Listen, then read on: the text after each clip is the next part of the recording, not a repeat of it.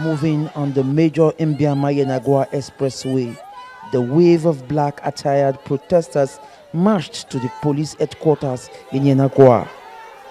They carried placards which expressed their concerns, chief amongst which was a call on the police to ensure the November 11 governorship election in the state is peaceful and credible. Police, they control every election. As the police don't come, make them take care of any place peaceful. We don't want make our children, we know you say police don't shoot anybody or shoot them. We don't want election violence, we don't want snatching of balance box. When the day comes November 11, everybody should come out and vote, observe the vote, and whatever that comes as the result, we should accept that it is our fate. Memories of political violence in Nembe Council area in 2019 and even recent disturbances are fresh in the mind of the women. They want the police authorities to ensure the neutrality of its men. In that government, there were war in Ofom community and all over Bayelsa state. Our children died. Since our present governor come, we did not experience any form of riot. We are sleeping peacefully now, so we want it to continue. We need peace in our state. We want peace. We don't need any war. We need peace. We carry God in the beg on now. I beg. We need peace. We don't make our husband then die. We don't make our brother then die with our sister. I beg.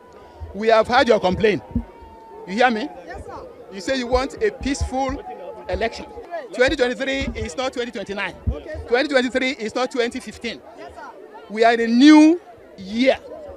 We assure you there's going to be security by God's grace. And talk to your children, talk to your wards that we want peace. If you are peaceful, surely the outcome of the election will be peaceful. And we assure you of security. Bayelsans are praying that the heavy presence of security personnel across the state and a peace pact by governorship candidates will translate into a rank-of-free polls. First, I was not invited. My party in Bayelsa is working for the PDP, so if you send them information, they will hoard it, especially if it will give me a mileage. I had known that since, so it didn't bother me. However, I didn't miss anything. I went for campaigns. By the time I was notified, I was in a training. I had come back from campaign. I was actually in a training for my agents for the elections, and only for one of the candidates to call me that they just finished us. I said I wasn't notified. In any case, did I miss anything? These guys have been, some of those who signed that peace accord have been consistently from 2015 involved in elections that have been violent and people have been killed. As I speak to you, people have been killed in Bayelsa. Arms are being stockpiled. So what is the rhetorics of going to sign a peace accord that at the end of the day, the same actors, they will be rolling red carpet for them? I remember when the American envoy came to see me on this election and they talked about peace accord. And I asked them, I said, why am I going to even be signing a peace accord when at the end of the day, actors in the same peace accord are being found wanting, their neck and hands and neck deep in the crisis, bloodshed that took place. Those same people are giving red carpet when they visit your country. So for me, I don't attach any importance to it. If I was notified, I would have been there, but I would have heard this opinion before I got there. Yesterday, I was in UD to campaign. Some people came and told me that it was the PDP environment that I should leave the town. And when I saw that if I engage them, I would create conflict, I said, okay, well, let me leave. Well, the second thought, I said, wait, why should I even leave? And I insisted, and eventually people came out because my parents would already also have knowledge in OD. If I did not chase the governor when he went to my place, why should somebody chase me in his place? And eventually I had that engagement peacefully and left. They are promoting violence. They will give you all kinds of disposition, but they know what their people are doing. I have been very non-violent in this engagement. I was to go to Basambri. I was actually in Ogbolomabri when people said, oh no, I shouldn't come to Basambri. I said, why? I want to be governor of Bayelsa. I will go. In any case, I don't move with policemen and all the guns and everything. So I walked in there and I had a fruitful engagement with the leadership of the community and left. So for me, I didn't miss anything. Udengs, if I was there, I would have signed, but I would have made this opinion clear. Udengs, please tell us more about this violence and this stockpiling of weapons, number one. Also, I want your reaction to a certain, political stakeholder that was saying during a campaign about killings of a certain political party in this election. Also, I want you to clarify that area. Is it that the Peace Committee office, did not get this message across to you on time? I just want you to clarify that area. But tell us more about these arms that they're stockpiling and this violence that they're trying to mete out, so that let the world know about it. There is a particular militant who is close to the PDP government, ex-militant, who at a point was living in government house. I got the report this morning. What's his name? And of course, as a former IYC president, anything that... What's his name? What's the name I of that won't mention minister? his name for obvious reasons. Okay. No. I won't do that on air. Okay. For obvious reasons. The information came to me, the intels came to me, and this morning, I have called the security agencies. Some of them are aware of it. They are stockpiling arms to intimidate voters, to say, if you are not voting for a particular party, you will not vote here, we will kill you, we will do this. These are the things that they do. They will isolate those who are non-indigenous and say, this is our place, we will not allow you. And they use that as a means of terrorizing voters to the advantage of a particular party that they support. I have reported to the security agencies and they are dealing with it. The issue, or I hope that they deal with it, the issue of the peace accord, I didn't get a letter. Usually they notify your party. But you see, my party chairman, just yesterday they did a press conference. After collecting 100 million naira from the governor, they started the sharing formula, started creating problems. Really? People like us, I knew from day one. Udengs. I am not doing Udengs, a party. So your party, Yes. Udengs, so your party chairman collected 100 million from the governor. Can you tell us more about that? 100 million naira, and said he sent 50 million naira to National, and though the National have denied it, and then the sharing of the other 50 million naira started bringing argument. They went to organize a press briefing that they have decided to support the Eradiri. The party chairman is an appointee of the governor. Right from day one, I knew, and I had blown this alarm before, that these people are not working for me. And when I go to campaign, I tell Bayelsa people, it's only the state woman leader that goes with me. The rest have given me conditions. I should bring so amount, I should bring so. I don't have that kind of money. I didn't come here because of money. I came here because of the issues that affect my people. And so far, so good. I have been supported by my friends and my business. I'm an engineer, I practice. From there, I've been able to battle them to this point. All overtures to get me out of this race have failed. They spread all kinds of rumors. Oh, he has settled with you then. We have settled with him. He will work with us. They paid them 100 million. The argument is on. They are fighting now. The chairman has left town. I have reported to the national chairman. I have raised a publication to that effect. And they are dealing with it. For me, they are not important. They are going to be distracting me in this election if I focus on those. So you're saying your party... party... We have known them to be most... So you're saying Any your party... man that stands So you're saying the Labour Party... for. So you're saying the Labour Party in your state is already compromised, that the party chairman has collected 100 million and they're not working for you. I want you to talk about your reaction to the Makaiva statement. They did it to Obi too in your state. Tell us more about that, Okay, please. they did that to Obi. In Bayelsa State? Tell us more about that. Okay, I feel sad. I feel sad about the statement that was credited to Joshua Makaiva. I think that sometimes emotions will make people not control the kind of rhetorics that they use. That alone have removed a lot of mileage from the support that they used to have. I am aware that brass people have already called their deities, calling on anybody who comes to perpetrate violence to be punished by deities, for those who believe in those things. But you see, that kind of statement is not encouraged. And if we are talking about violence in this election, and you are saying I should come and sign a peace accord, if somebody makes such statements and people are not seeing practical steps taken by the authorities to apprehend such, then you are going to be leaving people to resort to self-help. Because if such statements can be made and no action taken, for me, I feel sorry for the governorship candidate who didn't do a proper consultation before he went ahead to pick the person of Joshua to be coming up in public to making such statements. You saw the statement he made with respect to his incarceration. For me, I thought that was very irresponsible for anybody to say, let alone a deputy governorship candidate. I condemned it in totality that you call for such violence when so far so good. Bayelsa elections, or not until recently, had been seemingly peaceful, apart from what happened in Kolokuma where PDP. Yes, sir. Udengs, you are accusing the chairman of the Labour Party in Bayelsa State of collecting a bribe of 100 million. Do you have any proof? And then two, how do you hope to win the election? Or you are just in this just for publicity purposes? If your party is not with you, how then do you hope to win?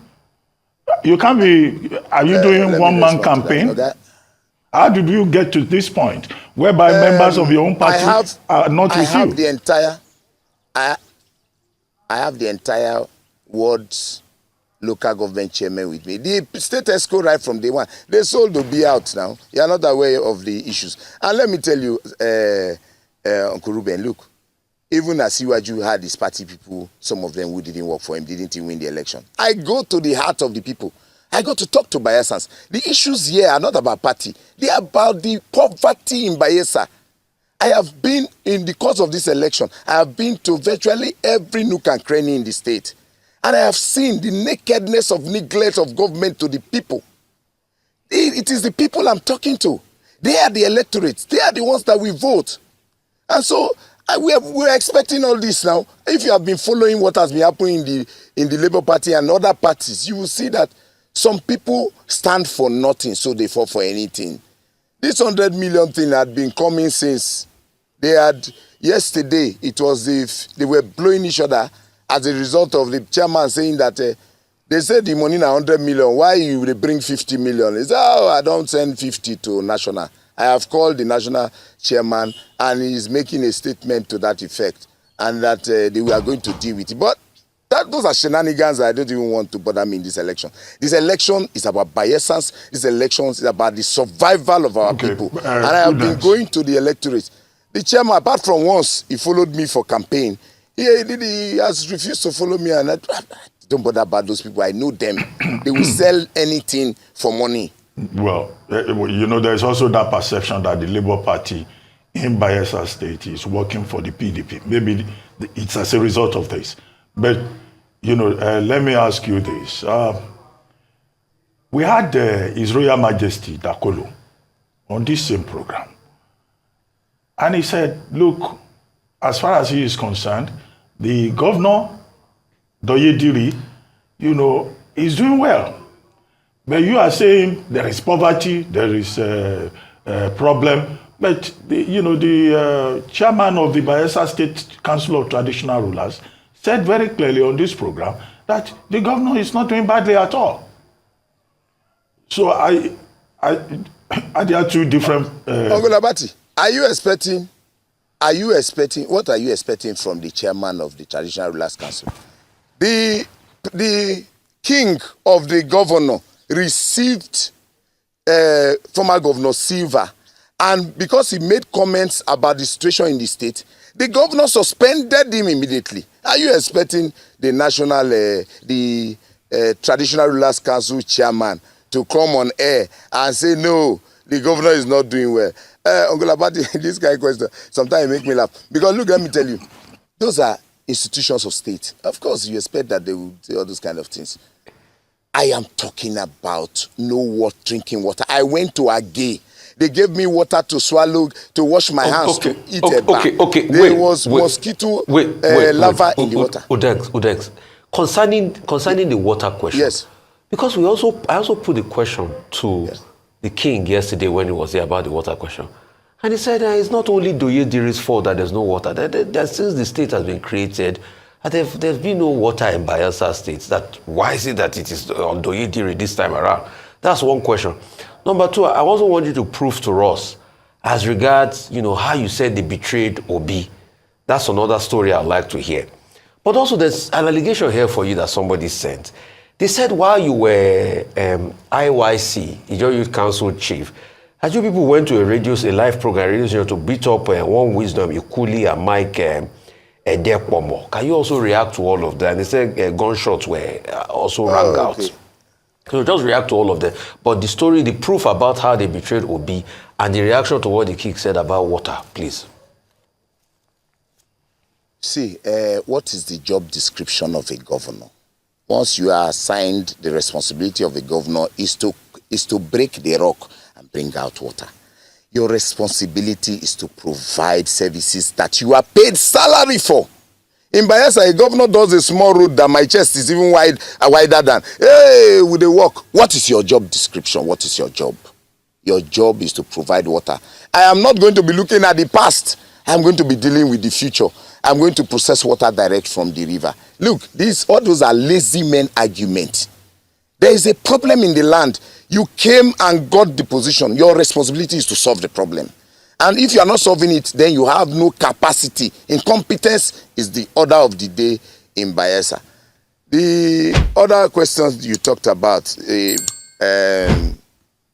IYC. Look, the Ijaw Youth Council, as an institution, discipline is also part of our responsibility as a leader. Certain erring members at a time were becoming unbearable. There was even a court case against them. Every day I was going to sit in the court. They will not come to court. The court will take action. They will go against the court. At a point I warned in the court. I told the judge that I'm a law-abiding citizen. I am here every day coming to court. These individuals are maligning my person everywhere and refusing to come to court. The IYC has a way of disciplining erring members. And when they went ahead to further, even when there was a court going on, I had to institute the disciplinary machinery of the IYC. And that disciplinary machinery saw to the end of that nonsense. In the IYC, once you disrespect the leader of the entire Niger Delta, Ijaw youths, there are means to discipline such individuals. And that disciplinary measure was instituted to correct erring members. There's one thing about discipline. Discipline, you correct those who you are leading. Udengs, what I'm asking you, is, did you go... No, there was one more question. Make I answer the other one. No, you answer. No worry, you go answer. Did you go inside the radio station and beat up somebody live and hurt them? Did you do it? That's what I'm asking. Is it true or false? I did not go into the radio station. The Ijaw Youth Council's machinery for discipline did what was necessary at that time. So they went to beat people up. It was dealt with. If you go back, you will see that. You will see that as a president. No. Let me tell you, Rufai, as you do your work there, when I'd be president of the Ijaw Youth Council, I do my work. I didn't play with it. And in doing my job, when people go outside the code of conduct of the institution, then disciplinary measures will be instituted. Go and try it during the Asari time. Nobody will be talking about the way I went about it. So beating them in the radio station was disciplinary measure? I just wanted to confirm the fact. No, they were not beaten up. They were disciplined. Use the right word, please. So they were disciplined, and that's in the past. Because the matter also went to... But that's also assault. They raised all kinds of allegations and failed. Udengs. They raised allegations and they failed. They said I carried guns. At the end of the day, the police was there. They were arrested by the police and taken to the police station. So the truth is that it was in the process of arresting them. Yeah, so was there any skirmish? Yes, they were arrested. Did you hurt them at any point? Because you said discipline. When you say discipline somebody, it also means hurt them in our local parlance. The Ijaw Youth Council used to have its disciplinary machineries. Anyway, okay. let's come back to the any subject. Former president. Let's come back to the subject. Peace accord. Yes. In Imo State, yes, sir. Some of the gubernatorial candidates did not also attend the peace accord. Okay? Well, some of them, 3 of them sent their running mates. But the National Peace Committee said, no, it's the principal that the committee would want, not to sign the accord by proxy. And the National Peace Committee has been quoted as saying that the body is going to name those uncooperative political parties and politicians who refuse to sign peace accord. Are you not bothered that should there be violence in Bayelsa anywhere, you could be mentioned. Somebody could just mention a name and say, well, we know where it's coming from. After all, Udengs Eradiri did not sign the peace accord. And they just use that we're talking about. Are they on your side in this struggle? Well, first of all, this struggle is about Bayelsa State. I don't want to particularize it. Every Joy youth, they have graduates who have graduated for 4, 5, 10 years, no work. They send their children to schools, they are no teachers. The issues about the survival of our state is what defines this election. So I'm not going to go into this. You know that anywhere I go to, if the videos are aired, they will air them today. You will see the massive organic support. Not the one they will carry 1,000 people to campaign venues. The people they bring are more than the people in the communities. I go there and raise organic support from the people and engage them on the issues. So for me, the suffering of our people, the underdevelopment of Bayelsa, the incompetence of leadership would define these elections tomorrow. All we are asking for is that the umpire get out of the ring and be an umpire that he should be. So the other question about the peace accord. Look, let me tell you, why are they quick to talk about those who did not attend? And they have no biting authority for those who have been perpetrating the violence. All the violence in Imo State, don't they know where it's coming from? They have not said anything about those perpetrating the violence. Is that a man did not attend. I have not been violent. So far, so good in this process. I have been a peace-loving individual. The time in the IYC, like I tell you, there are disciplinary machineries that the president of the Joy Youth Council must activate when necessary. Aside from that, I have moved on to be commissioner twice in the state. I've moved on to the federal level, and I am not a violent person. I have been following these elections peacefully and can never be accused of perpetrating violence. The peace accord should talk about discipline for those who err, and not somebody who they did not invite. Did they invite me? So Udengs, that means you've not been able to deny those allegations that you actually went there. And I apologize that I laughed because it was a very terrible Which one? No, the matter of the radio station. Now, you said you people disciplined them. That means you hurt them. You took no, but laws I in wrote, their hands. I wrote an apology at that time to the radio station that they should not allow their medium to be used to spread false information. But at that time, we had a spokesman. You went in there and you beat people up and you disrupted it. No, excuse me now. Excuse me. Go ahead. We had a spokesman that had been communicating with the media. Somebody just walks to the media and starts spreading false information. You're not talking about that. Rufai, let me tell you, another thing is happening now. I am the candidate. The INEC have published my name. The government is using one woman to be parading herself in the state that she is the candidate. When the woman went to media houses, some of the houses told them that the INEC didn't publish your name, so please leave. They are using government house police to secure the woman front and back to be campaigning as Labour Party candidate in the state.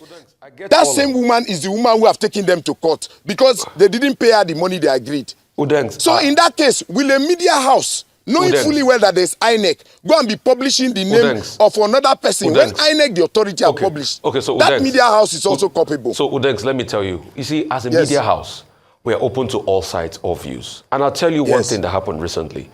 There's a dispute in the IYC. And I remember somebody came to parade himself as head of the IYC. We gave him an audience. When the other person that is the substantive president, as he also made his claim, came to parade himself, and he was trying to berate and say, oh, he will have come and beat up the other person. We said, no room for that. And you also come and state your case. And he stated his case, and it was peaceful. So you have been able to confirm to us that you actually went, you caused mayhem, you took laws into your hands in that radio station. But the next question I really want to ask you is this. No, Udengs, let's move on from that. You've confirmed that. Allow me to respond before you go. No. So let me ask the second question before you respond. No, but allow me to respond now. You know, you draw it to the conclusion. Just 1 minute. Go ahead. Airing that you did on Lukpobri's matter, I watched it. The Arise TV did not mention IYC president. They said Niger data analyst. And so when Lukpobri came and expressed his anger, you admonished him and he quickly apologized because he wasn't well informed before he came to that studio. In this case, they know the president. Somebody goes on air, on a radio station and say that I have bought houses in Dubai, misinforming the public. That I'm flying private jet as IYC president, misinforming the public. And even when the reporter, we were all listening, was saying, look, what you're saying is wrong. He was dragging the mic with the reporter. And I was on the road. The boys started calling me president. They hear everything that happened. Some people did that, they talk, say, no, you be president. They don't bring new president. They talk all kinds of things. They go there.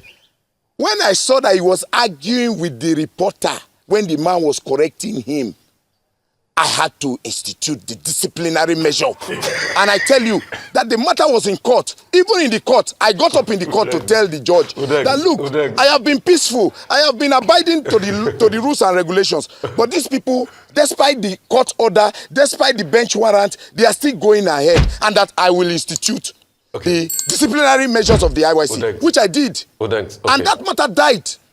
And then I sent an apology to the radio station to say, please, next time, don't use your medium to spread false information. Always contact the spokesman or the IYC president. So a couple of things. So we solved that problem. So Udengs, couple of things. The fact is you took laws into your hands. That's number one. Secondly, you do not know the facts. That's not true. That's not true. Hang on a minute. Hang on a minute, Udengs. Okay, you can choose to disagree. I told you that I was in court. No, hang on a minute. So the second thing is the fact of the initial matter I cited as IYC. You do not know the facts because I was the one that first interviewed the first guest that came before Jonathan Lokpobiri, and we did address him as the IYC president before we, now had Lokpobiri on and we settled the matter. So you don't know the facts of the matter. But Udengs, in all of this, your critics are saying that this same PDP that you're calling black today, you too, you served and enjoyed this PDP administration. Is that you did not know all these things were wrong when you were with the PDP then? Why are you trying to act like a saint today? Because you too, you are a boy, you are a child of the system. You are a son of the system. You enjoy the system. You enjoy the largesse of the land. You're a man of the system yourself. Okay, let me explain to you. When you say largesse, it's like I was there eating money or going to this. Let me tell you, in Bayelsa, there's nothing like party. Again, Rufai, I am a young man of 47 years. Do you expect my life to be capped by a group of people? No. When I saw that they would not allow me to make progress, I went to see the former governors. I gave them drink. I knelt down. I begged them. I said, during your time, you trained us, you mentored us. It don't reach my turn. It is time for young people to take leadership in the state. But these people say, no, I want to complete my tenure. I want to do. You don't use your time. You're not going to use my time. So if the party is your own, and you will not allow me, quietly, we will meet in the field. Are we not in the field? I am not a young man that people cap my progress or my future for personal reasons. If you come to Bayelsa and look at the politics of the state, it is the time for Central to also produce governor. I have gone through leadership. If I didn't go to the PDP or did not participate in government, you would have said, this one will get experience. I participated. Show me where my name was involved in looting. That's what we should be talking about. Anyway, where I was involved in corruption. That's what we should be talking about. But to talk about... We don't have any proof in that regard. Udengs, yes. Just hold on. Now, one major issue here is about the disciplinary measures of the IYC, Ijaw Youth Council, right? And I assume, of course, that Ijaw Youth Council is a lawful association. Can you tell us the sections of the Constitution of IYC, or the IYC has no constitution? If it has, what does it say in specific terms about discipline? What kind of disciplinary measures? Well, the IYC, we're a movement. And before we had our constitution, we had our conventional laws of the IYC. And yes, our conventional laws. Under our conventional laws, you cannot disrespect the IYC president. It doesn't happen. So it won't be in my time that it will be changed. Or it will be in Lokpobiri's time that it will change. It won't change. The Ijaw youths, a lot of them belong to cult organizations. And then they forget that they were born and conceived Ijaw children. They became an adult before they joined all those their rubbish cults that they joined. They come to the IYC with the cult. and come and disrespect the leadership of the organization, that you were conceived as an Ijaw child, I will not ask for it. I used to extract that loyalty to the Ijaw nation from them. You don't carry your rubbish cult and come and say because you belong to one thing, you want to come and disrespect the Ijaw Youth Council president. It does not happen. And it will happen in my time. I have demonstrated that. Come to the Niger Delta. Cultism is the order of the day in our communities, in our state. They have migrated that cultism to disrespect constituted authorities. Like the IYC, the community governance structures. Come and see the mess going on in Bayelsa. No IYC president will tolerate that nonsense. When you go smoke those your nonsense, you come disrespect the IYC. And under conventional laws of the IYC, corporal punishment is allowed. With a beat. Which what? Corporal punishment is allowed. With a beat. The Ijaw youths beat. Okay. Yes. That means okay. I get your point. It means that corporal punishment is allowed. Assault, battery. It's like the OPC leadership. Do you expect somebody to go and disrespect the OPC president? He will be beaten up. Why should the Ijaw Youth Council won't become a discussion on national TV when you know the rules? Nobody will go and disrespect the Arewa president. An Arewa youth disrespecting the president? There will be measures that will be kicked in immediately, even before the authorities will understand what's going on. So it's good you confirmed to us now that you did go to the radio station and beat those people up. Udengs, thank you so much, Udengs, I did not deny it. Now the matter went to court. Okay, so it thank went you. to court. Udengs, it went to court and I won. Udengs, we have to it's go. not an issue. Thank you so much. Wish you a lot of luck in your elections, all right?